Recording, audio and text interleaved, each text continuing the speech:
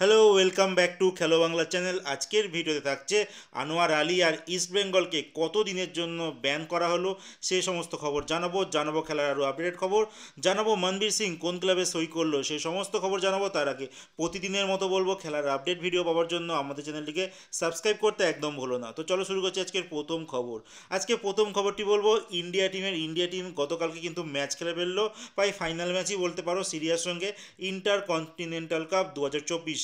আর এই ম্যাচে India team 7 মিনিটের নাগাদই কিন্তু গোল খেয়ে পিছিয়ে পড়ে এবং সেকেন্ড হাফে কিন্তু পরপর দুখানা গোল খায় একদম শেষ মুহূর্তে গিয়ে। আলটিমেট এই ম্যাচটি ইন্ডিয়া টিম 3-0 গোলে হেরে যায়। আর মোটামুটি কোচের উপর কিন্তু প্রথমে একটা প্রশ্নচিহ্ন পড়ে গেল। তো বলে রাখি, সবে তো শুরু, দেখা যাক কেমন কি হয়। আর ইন্ডিয়ার ফুটবল তো বলতে গেলে যেখানে আছে ওইখানেই রয়েছে, বরঞ্চ পিছোচ্ছে, এগোনোর তো কোনো রকমই কোনো কিছু দেখা যাচ্ছে না। তো মরিশাসের টিমের সঙ্গেও কিন্তু আমরা ড্র খেলি, যারা র্যাঙ্কিং থেকে আমাদের অনেকটাই পিছনে। আর সিরিয়াকে কিন্তু আমরা অতীতে হারিয়েছি, ভালো ফাইটও দিয়েছি, অতীত বলতে খুব অতীত না, হয়তো 10 বছর আগেও যদি আমরা দেখি হারিয়েছি। আর এই মুহূর্তে সিরিয়া আমাদের থেকে কিন্তু অনেকটাই এগিয়ে গেছে। একটা যুদ্ধ বিধ্বস্ত দেশ, তারা ফুটবলে কতটা উন্নতি করতে পারলো, আর আমাদের দেশে ফুটবলার এত কিছু ফেসিলিটি পাওয়ার পরও কিন্তু কোনো উন্নতি করতে পারলো না। যাই হোক, এবার ন্যাশনাল টিম থেকে সরে ক্লাব লেভেলে চলে আসি। তো এখানে একটা আপডেট দিই, সবথেকে বড় এই মুহূর্তে ঐতিহাসিক একটা রায় দিয়েছে PSC committee, player status committee. তারা কিন্তু একটা ঐতিহাসিক রায় দিয়েছে আনোয়ার আলী ম্যাটারটা নিয়ে। আনোয়ার আলীকে কিন্তু 4 মাসের জন্য ব্যান করা হয়েছে। হ্যাঁ বন্ধুরা, আনোয়ার আলীকে কিন্তু 4 মাসের জন্য ব্যান করা হয়েছে। আর এইটা আগে থেকেই অনেকে অনুমান করেছিল মোটামুটি 6 মাসের জন্য কিন্তু তাকে ব্যান করা হতে পারে। তো আলটিমেট 4 মাসের জন্য কিন্তু তাকে ব্যান করা হয়েছে। কবে থেকে শুরু সেটাও জানাবো। তার আগে বলি ইস্ট বেঙ্গলের কী অবস্থা হলো। ইস্ট বেঙ্গলকে কিন্তু দুটো ট্রান্সফার উইন্ডো কিন্তু ব্যান করেছে। হ্যাঁ বন্ধুরা, ইস্ট বেঙ্গলকে দুটো ট্রান্সফার উইন্ডোতে কিন্তু ব্যান করা হয়েছে, খেলোয়াড় রেজিস্ট্রেশন করাতে পারবে না। আর তার সঙ্গে দিল্লি এফসিকেও কিন্তু সেম একই শাস্তি দেওয়া হলো, মানে এই শীতকালীন যে উইন্ডো আসছে সেখানেও সই করাতে পারবে না। তারপর সামার উইন্ডো আসছে যেখানে মেন আমরা খেলোয়াড়দের সই করাই, সেই সময়টাও কিন্তু সই করাতে পারবে না এই দুটি ক্লাব। মানে এই দুটি ক্লাবের কাছে কিন্তু বড় ধাক্কা হয়ে গেল। এবার বললো মোহনবাগানের কী ক্ষতি হয়েছে। মোহনবাগানে খুব একটা ক্ষতি হয়নি, টাকার অ্যামাউন্টে ক্ষতি হয়েছে। মোহনবাগান দাবি করেছিল 20 কোটি টাকা, বাট তারা 20 কোটি পাচ্ছে না, তারা পাচ্ছে 12.9 কোটি, মানে 12,90,00,000, 10 লাখ কম, 13 কোটি বলতে পারো।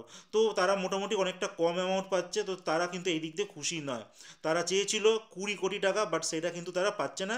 তারা পাচ্ছে অ্যাপ্রক্স 13 কোটি টাকাটা রাউন্ড ফিগার বলতে পারো, তারা 13 কোটি টাকার মতো কিন্তু পাচ্ছে।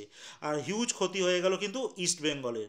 তারা এই খেলোয়াড়টিকে 4 মাসের জন্য পাবে না। এই 4 মাসের মধ্যে ইস্ট বেঙ্গলের কিন্তু এফসি কাপের ম্যাচ রয়েছে, চ্যালেঞ্জ যে কাপ আছে ভুটানে, সেখানে কিন্তু হিউজ একটা মানে টিম, মানে ভালো ভালো টিম আসবে, তো তাদের সঙ্গে কিন্তু ম্যাচ খেলতে পারবে না এই খেলোয়াড়টি। তো ইস্ট বেঙ্গলের জন্য কিন্তু এটা খুবই বাজে নিউজ। এবার বলে রাখি, এই আনোয়ার আলীকে কিন্তু ক্লাব লেভেলে কোনো রকমের ফুটবল খেলতে পারবে না, বাট ন্যাশনাল লেভেলে মানে ন্যাশনাল টিমের হয়ে কিন্তু তেমন কিছু বলেনি। এবার তোমরাই বিচার করো, যে খেলোয়াড় ক্লাব লেভেলে খেলতে পারবে না, অটোমেটিক ঘরে বসে থাকবে, তার খেলার যে মান কতটা নিচে পড়ে যাবে।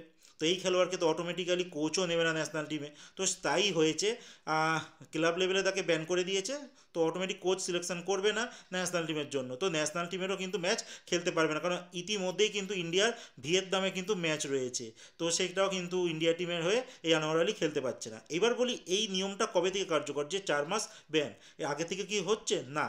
আজকে যেহেতু ঘোষণা হয়েছে, তো আজকের ডেট থেকে কিন্তু এই আনোয়ার আলীকে কিন্তু ইস্টবেঙ্গল টিম পাচ্ছে না 4 মাস, মানে জানুয়ারি ওই 10 তারিখ অবধি মোটামুটি ধরে চলো এই ব্যান থাকছে।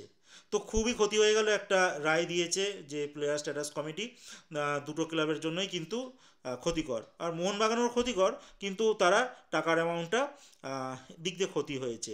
দেখা যাক এবার এই কমিটমেন্ট ক্লাবগুলো, তারা হয়তো পরের লেভেল তারা কিন্তু আবার অ্যাপিল করতে যাচ্ছে। এরপরে যে লাস্ট যে খবরটি বলবো, মনবীর সিংকে কিন্তু জামশেদপুর এফসি সাইন করে নিয়েছে।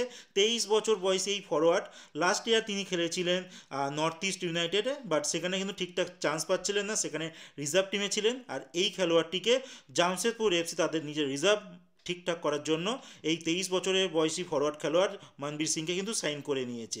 বলে রাখি, তিনি ফরওয়ার্ড ছাড়াও মাঝমাঠেও কিন্তু তিনি খেলতে পারেন।